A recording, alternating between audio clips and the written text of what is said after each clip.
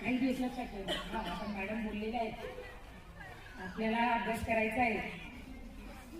जे ध्येय आपण सेट केले त्याच्यासाठी वेळ व्हायचंय. हे बघा, पहिल्या दिवशी खूप एकदम 100% प्रयत्न, दुसऱ्या दिवशी 90 वर जातोय, तिसऱ्या दिवशी 80, 70 असं करत करत हे 7-8 दिवसात सर्व विसरून जातात. हो, मी सांगते ना. म्हणून हे बघा, ही जी प्रेरणा आहे ना, ही उदाहरणाची प्रेरणा आहे मैत्रिणी, इथून मोटिवेट होतो. आपल्या अंतर मनापासून मोटिवेट होतो. एकदा तुम्ही इथून पेटून उठलात ना, तुम्हाला गरज नाही हो कोणाला ऐकून घेण्याची, काहीच गरज नाही. इथून पेटून उठू बघतो. आणि जेव्हा आपल्याला असं वाटतं ना की मी एखादी चुकीची गोष्ट करते, बघा चुकीची गोष्ट करते असं वाटतं ना, त्यावेळेस फक्त शांतपणे डोळे लावायचे आणि आपल्या आई वडिलांचा चेहरा बघायचा.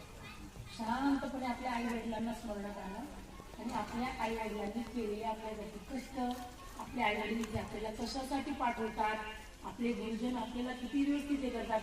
आता तर मारणारे, छड्या देणारे, शिस्त लावणारे, आता कसं राहिलेली आहे. आता टीचर जे महिला टीचर असतात ते आईसारखे वागतात, फ्रेंडली वागतात, एकदम चांगलं मोकळं वातावरण देतात. मुलांना कसं फ्रेंडली वातावरण मिळेल, त्यांना कशा गैरसोयी होणार नाही एवढा विचार करतात.